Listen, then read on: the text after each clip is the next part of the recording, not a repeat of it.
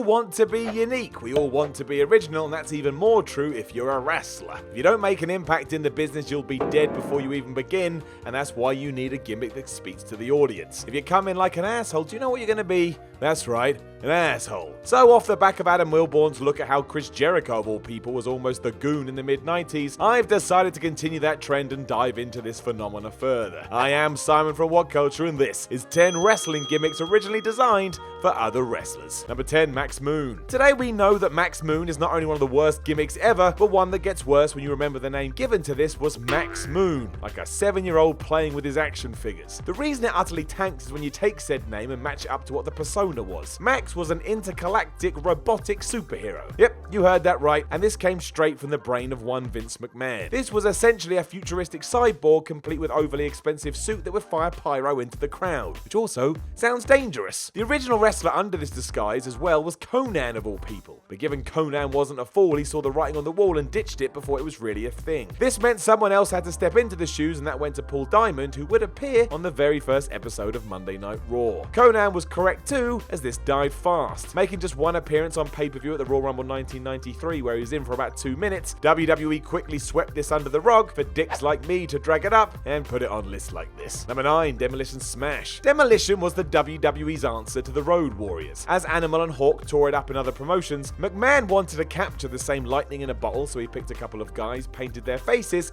and told them to go out there and tear it up, which they did. They never reached the same heights, but Demolition certainly made their mark. While Bill Eadie was always on the list of names, Barry Darsow was not. In fact, originally Eadie was going to team with Randy Colley, known better as the time as Moondog Rex from the tag team the Moondogs. So this is how the team debuted in 1987 until WWE officials noticed a problem. The audience were well aware this was a Moondog presented as someone else, and they weren't going to accept it. A change was needed. This is where Darsow would be drafted in to make the trade, having his first appearance on Valentine's Day of the same year during an episode of Superstars. It stayed that way until Eadie left the company in 1990, but that was okay because soon Darsow would be repackaged as Repo Man, the greatest wrestling character of all times. Number 8, Big Van Vader. When the Big Van Vader character was created by New Japan in the late 80s, it took Leon White and it made him a star. Today it's hard to imagine anyone else in the role, but that was not the initial plan. A product of Japanese folklore, the idea was always meant to be an individual that was more or less an unstoppable force, which is why the man tapped up for the role originally was Jim Hellwig, aka the Ultimate Warrior, who at the time was the Dingo Warrior. Bit confusing. For one reason or another that never happened, so NJPW officials turned to Sid Vicious instead, but were convinced otherwise when White's name was continually mentioned. Management finally agreed and Vader arrived on the scene in 1987, beating legend Antonio Inoki during his first match. Furthermore, he did that in 3 minutes. From that point on, there was no stopping him, and Vader was a mainstay. Number 7, Glacier. Everybody loved Mortal Kombat in the mid-90s, including WCW. The gory fighting game struck a chord around the world, which is why in 1996 World Championship Wrestling started running vignettes that let us all know blood runs cold. The payoff to all of these was the arrival of Glacier, a character so inspired by Sub-Zero you could smell it. Portrayed by Raymond Lloyd and debuting in 1996, the gimmick flopped because it was at the wrong place and the wrong time. Fans wanted edgy and realistic ideas like the NWO back then. A proper over-the-top persona fell on deaf ears. This is why it's even more amazing that originally none other than Rob Van Dam was considered for the role. Luckily, Paul Heyman was able to convince RVD to stay put, and I really doubt Rob regrets that. He would have been lost in WCW purgatory instead of going on to have a pretty darn good career. Van Dam had the martial arts skills to pull this off, but he would have been dragged down by being Glacier. Number 6, the Ringmaster. Brian Clark was a Vince McMahon dream. Not only going through many territories to get experience, he also looked like a guy WWE would get super excited about in 1993, and that was the same year when the big man was offered a contract. It did seem like the future was bright for him too. While he was limited, Clark had a presence, and as Adam Bomb, some nuclear type dude, which admittedly was weird, there was something here. However, before this was agreed upon, he was offered the title of the Ringmaster. Understanding that his strengths did not lie in being the master of the ring, Clark turned it down before getting the mentioned gimmick, with the Ringmaster being shelved until 1995 when one Steve Austin walked through the doors. Adam clearly realized how much of a dead end that was, as did Austin, but as we all know, the soon-to-be Rattlesnake wouldn't let that hold him back and went on to change the entire business. Not too bad really, and he could have been called the Business Master. I take that back. Number 5, Val Venis. It's hard to actually believe Val Venis was real in 2018. A straight-up porn porn star who even rhymed his last name with penis, this was a truly audacious gimmick that somehow we all just accepted back then. Why couldn't an adult film star make his way into the world of pro wrestling, complete with a finishing move known as the money shot? Fair play to Sean Morley too, he played this perfectly and made the role his own, which makes the fact it wasn't even meant for him even more of a surprise. The rumour was that at first Adam Copeland was meant to play it, a fact kinda backed up because on the indies his name was Sexton Hardcastle. That never happened and Copeland would debut in 1998 as Edge and go on to have a Hall of Fame career, while Morley didn't do too badly either. Oddly, at one time WWE actually wanted to make these two the new Midnight Express because management were obsessed with putting the word new in front of old tag teams. Thankfully that didn't happen, all the pairings that did do that were absolutely shit.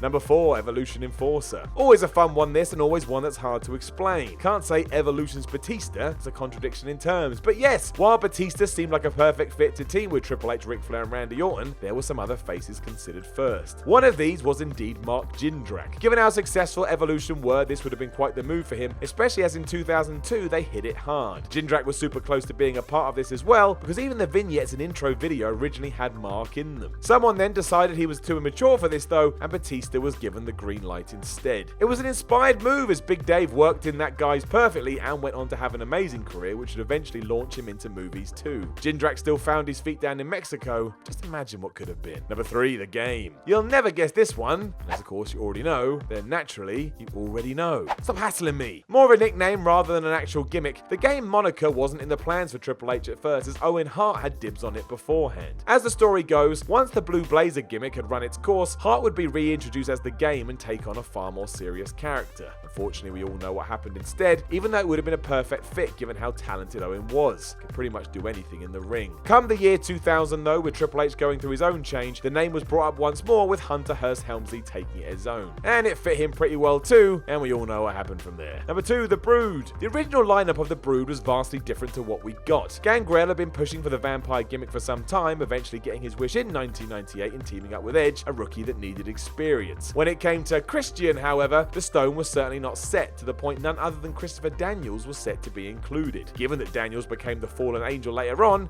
it's not difficult to imagine him filling this role. Gangrel has even told this story, stating that good old Chris was favourite for the 3rd spot before out of nowhere plans were changed and Christian was made the final member instead. Edge had apparently gone to bat for his old friend, and that was that. The world as we know it was changed. Number 1, the NWO Leader. When WCW began the famous hostile takeover angle with the introduction of Kevin Nash and Scott Hall, the wheels were set in motion for the biggest heel turn in wrestling and the most successful storyline in World Championship Wrestling history. Even with all that though, everyone behind the scenes was a little bit worried. After 12 years of hulking up, Hulk Hogan was cautious about going to the dark side, and as he had a degree of creating control written into his contract, it made things trickier still. In short, Hogan wasn't obligated to do anything he didn't agree to, and that made the weeks during this NWO idea all the more difficult. With such uncertainty hanging over the big payoff, WCW had to make sure there were other options on the table. The first consideration was Bret Hart because 1, he fit the bill, and 2, it was an upgrade in some sense due to his stellar work in the ring. He also had an association with Nash and Hall as part of the WWE locker room, but the problem came in the form of the Hitman not wanting to jump ship, which is when WCW turned to Sting. The company poster boy before Hogan's arrival, Sting ticked all the boxes as well and he agreed to do it, but he was never needed. Hulk finally understood how good this could be and went and added a good decade to his in-ring career. Hello WhatCulture, my name is Simon Miller and today I have an announcement so big, so huge, it's gonna shatter the very foundations of your life to the point you may need to phone up a friend and say, I don't even know who I am anymore, I have just heard the news, have you heard the news? They'll probably say no, I haven't heard the news, but you're already on the phone to them, you've already connected with them, so I would appreciate it if you either tell them the news or send them to this video.